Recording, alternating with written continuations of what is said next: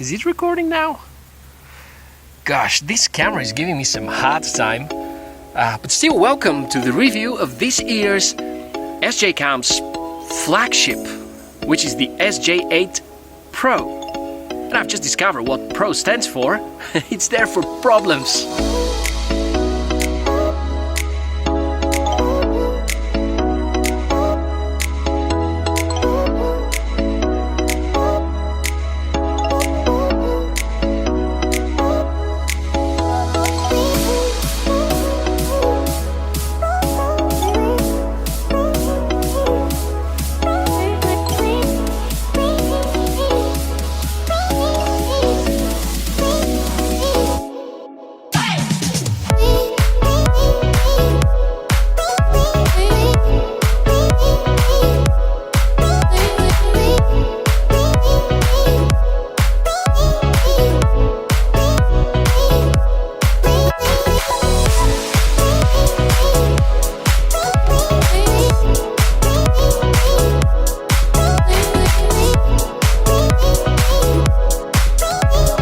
I usually enjoy a lot making tech reviews, but when a product is troubled, I feel disappointed, I feel down, and that's the case with the SJ8 Pro. Such a pity. Because in theory this is the most serious GoPro challenger after the E4K Plus and perhaps the Sony FDR X3000. Usually the first and the last impressions are the most important, therefore straight to the unboxing. There are 3 different models released altogether: the Air, the Plus and the Pro. And we are reviewing the highest possible configuration here, which costs $290. Quite steep for a budget-friendly brand. The package is not much different than last year's SJ7 Star model, and there are a lot of useful accessories. Unlike the previous models, there is no frame included, and the frame for the SJ7 was quite a ridiculous one, and perhaps SJCAM decided to simply skip it for this version. There also is a lens cap included, and that's the accessory that I most often tend to lose. The build quality of the camera is good. There is an excellent secondary display on the front, and it delivers a lot of information despite its small size, and remains well visible no matter how intensive the light around is. The information includes battery status, resolution, shooting mode, timing and storage space availability. USB Type-C port is on the side and one of the microphones. The other side is for the most critical button, in this case, the power button. On the bottom, there's a tripod mount, as well as the battery cover. Underneath it, the slot for the microSD. Thanks to all the power problems I've experienced, you have a confirmation that the SJ7 battery is in fact compatible with the SJ8 Pro, although it is not that wide. Haven't tested it for extended period of time, but I assume it will be working fine. You can notice that the new model is overall wider than last year's SJCAM device. It is a bit heavier, although the body is all plastic. The screen is touch, of course, and the digitizer is significantly better than what we got back in 2017. The camera is powered by the new Umbrella H22, the Sony IMX377 is the sensor, it's the same as in the E4K Plus. A lot of upgrades so far. Let's explore the menus, and you can feel that we are going in direction user experience. We can notice a clear attempt to reproduce the easiness of GoPro Hero's navigation, and in some ways SJCAM are getting close, but not for everything. Even after 10 days of usage, the SJ8 Pro is not becoming my favorite, quite the opposite, but probably it is one of the closest to Hero 6 in terms of easiness. There are more shooting modes than in a GoPro, including slow record, burst mode and car mode. Resolution support goes as high as 120 frames per second on Full HD, which is SJ7 Star's best achievement for that resolution. Unfortunately, nothing higher than 60 frames per second on 2.7K. Just a reminder, last year's GoPro model can do twice better on both resolutions. But there are some really nice goodies in the menus, like Super View in 4K, there is an option to use lens distortion correction and stabilization at the same time, H.265 and 264 encoding, depending on the resolution. RAW photos are available too. If you've got a favorite feature that you have ever used on another action cam, perhaps it is supported by the SJ8 Pro.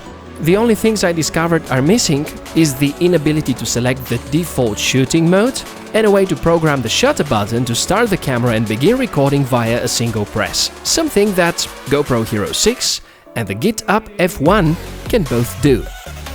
And if you enjoyed seeing and hearing everything so far, it's time for reality check. This is the first time in my YouTube live where I was struggling to get enough footage for the review. Could be that my unit is defect, or it is a symptom associated with a specific production batch, but my camera was freezing quite often, and sometimes powering it on was not an easy task. There currently are 2 firmware updates available, and none of them helped. Even worse, nobody in SJCAM's forum expresses the wish to help, or at least to acknowledge that such a problem exists. So I guess, for now, I'm on my own fighting this, unless you already know a solution. And if you do, feel free to share your thoughts over the comment section below. And my power symptom is very easy to reproduce. Power the camera on, power it off, power it back on, power it again off, and that's it. It won't power on until you remove the battery for at least 10 seconds. Quite a feature. And it's a pity because footage is not bad, but when experience is poor, you don't care about it. If there even is the slightest chance the camera to freeze or malfunction at the moment you need it, why bother buying it in the first place? And that's not all.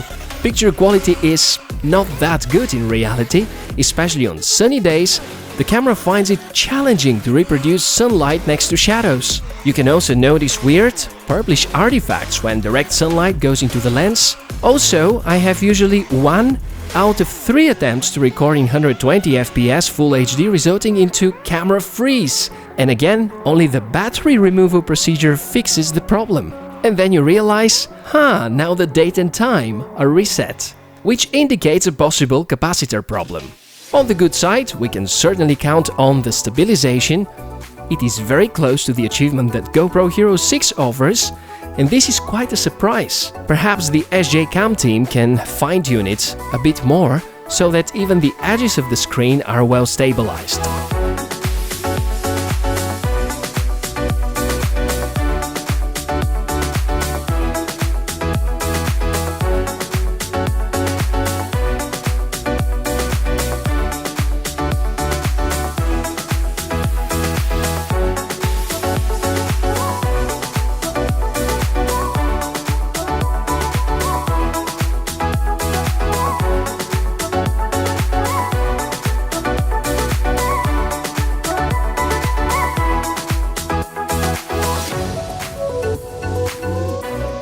I had a plan for this video, you know. I was supposed to end the review with a microphone showcase, with the external microphone showcase. And just before starting to shoot this final scene, I've tried every possible conversion cable on the camera and figured out, well, none of my converters from Type-C to a 3.5mm are working.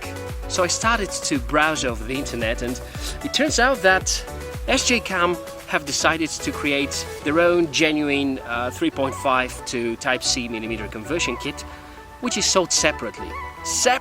Yes, on one side you have the camera with the basic package, where you buy just the camera with the most basic accessory kit. Then you have the full package, which costs $289, quite expensive. And then if you want to use external microphone, the kit is not included in the original package, so you have to pay extra 10 or 12 bucks or whatever it is. And I don't really enjoy this kind of decision. So as a conclusion, on theory, that's supposed to be the perfect action camera. A bunch of great resolutions, awesome features, all the possible shooting scenes that you can think of, and I think it delivers rather okay quality. But if we think about the artifacts, if we think about the power issues, if we think about the freezing, the firmware glitches, and all the troubles I've faced in the last 10 days, I'd rather skip it if I have to pick a 2018 summer action camera. In the meanwhile, you can check some of the other quite interesting action cameras that I have reviewed recently, and you can check some of them over here. And if you have a different opinion about the SJ8 Pro, I'd love to hear about it. As usual, because I'm committed to doing as honest as possible reviews, if it turns out that my unit is somewhat faulty and I get my hands on a properly working SJ8 Pro, I'm of course going to make a follow-up video with the right features. That's been it about the SJ8 Pro, an overly undercooked product. Hopefully it's going to get better in time with some of the next firmware updates. That's been everything from me at this point. Thanks a lot for watching this video. Liking it is going to greatly help me. Subscribe if you haven't done that yet, and yeah, I'm looking forward to seeing you in the next one. And now I need to, that's rain coming. I need to get away from this. Cheers.